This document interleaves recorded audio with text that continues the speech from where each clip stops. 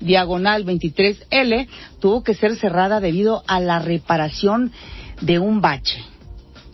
Pero para saber o para tratar de dimensionar lo que hoy dijo el presidente sobre las condiciones en las que está el Aeropuerto Internacional de la Ciudad de México, agradecemos que nos tome la llamada Fernando Gómez Suárez. Él es analista de aviación en los aeropuertos. Fernando, muchas gracias por estar con nosotros. Muy buenas tardes. Pati, todo estar con ustedes. Muy buenas tardes. A sus órdenes, Fernando, el presidente dice que el aeropuerto tiene fallas estructurales en algunos de sus puntos. Es muy importante. Fallas estructurales, falta de mantenimiento. ¿Qué nos puedes decir tú al respecto?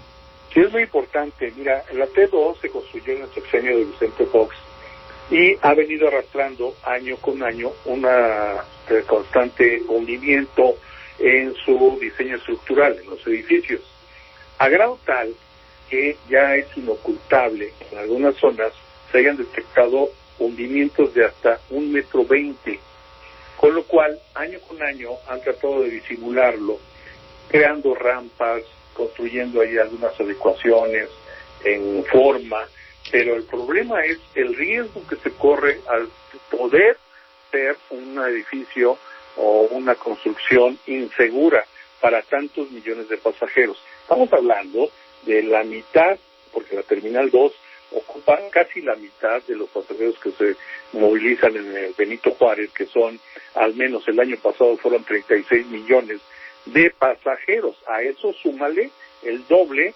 de personas que acompañan a estos pasajeros, que trabajan para atender a estos pasajeros, o que van a cambiar dólares al banco, a un restaurante, etcétera, etcétera. Es un punto neurálgico que merece total atención. Y si estos hundimientos representan un riesgo, pues es momento oportuno de atenderlos mediante este grupo de estudio que se está conformando. Qué bueno que hicieron caso al llamado del presidente de la República, precisamente porque es un tema muy delicado y que difícilmente podría, en dado caso, ser reconstruido, porque las condiciones del subsuelo son gelatinosas. Recuerda, Pati, recordemos, amable auditorio, que esta zona era una zona lacustre, es decir, era parte del lago de Texcoco, y si no se inyectó la suficiente cimentación, pues obviamente va a haber hundimientos, como ya lo empezaron a ver. No así sucede en la Terminal 1, porque ahí sí se inyectó suficiente estructura de acero para poder soportar estas construcciones, y que fueron hechas en aquel entonces por el grupo Hacking, que fue el que diseñó y construyó la T1. En el caso de la T2, con Vicente Fox, lo construyó ICA, pero lo construyó con contrato de obra pública, es decir, fue pagado. Y en el caso de la T1, que funciona bien hasta el momento, sin hundimientos, pues lo construyó el sector privado, concesionado, te repito, al grupo Hacking. Si informáramos, nada más para que nos demos una idea, de cuánta estructura metálica se inyectó en la T1, en la que no tiene problemas hasta el momento, formaríamos una fila desde el aeropuerto capitalino hasta Tres Marías, allá por la salida rumbo a Cuernavaca. De esa magnitud estamos hablando de inyección de cimentación oportuna y acorde. En la T2 algo pasó.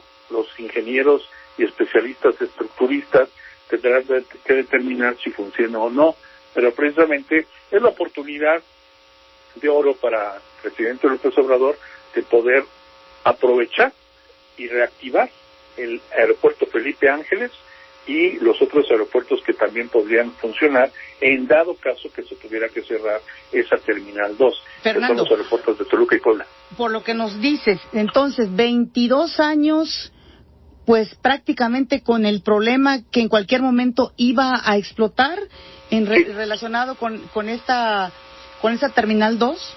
Sí, así es, precisamente lo mencionas muy bien, porque pues desde el principio se empezaron a notar no nada más grietas y ligeros hundimientos, o ajustes, como les llaman, ¿no? Acomodamientos del suelo, no. Estos son ya hundimientos documentados por varios medios, incluso en muchos años atrás, en los cuales se veía cómo eran ya más de 1 metro. Estamos hablando de hace ya varios años, y un metro pues no es ocultable así nada más a simple vista. Fernando Gómez Suárez, finalmente me gustaría preguntarte, estas acciones que han anunciado sobre el cierre de estas pistas, ¿serán suficientes para evitar algún percance con costos humanos? Mira, el mantenimiento de las pistas requiere 2 veces al año, es decir, las 2 pistas se tienen que rehabilitar o mantener, conservar, porque se les tiene que desprender, como a toda pista en cualquier aeropuerto del mundo, el caucho que se va adhiriendo en cada aterrizaje para evitar que se patine el siguiente vuelo o con agua resulte muy resbaloso. Se les desprende, eso es un mantenimiento rutinario. Eso requiere un presupuesto anual, y si hay un recorte o no hay recursos suficientes para el aeropuerto, pues súmale otro problema, ¿no? Pero aparte, el hundimiento también se presenta en pistas, Pati. Desde la construcción de los años 50, el aeropuerto Benito Juárez presenta ese problema. 10 centímetros al año se va hundiendo en la parte central, porque además es una construcción muy pesada que también va cimentada, no es nada más una tira de asfalto o de concreto hidráulico o lo que sea, sino también requiere toda una ingeniería, y ese hundimiento pues requiere ser renivelado año con año. Si a esto le agregamos que se descuidó y surgieron baches como este que se detectó en el vuelo del mismo presidente López Obrador, pues tenemos un problema ahí ya acumulado que evidencia la falta de presupuesto, pero también la falta de atención en un área prioritaria de seguridad, ¿no? Fernando Gómez Suárez, te agradecemos mucho que hayas estado con nosotros. Encantado de verlos acompañados esta tarde. Muchas gracias, Fernando Gómez Suárez.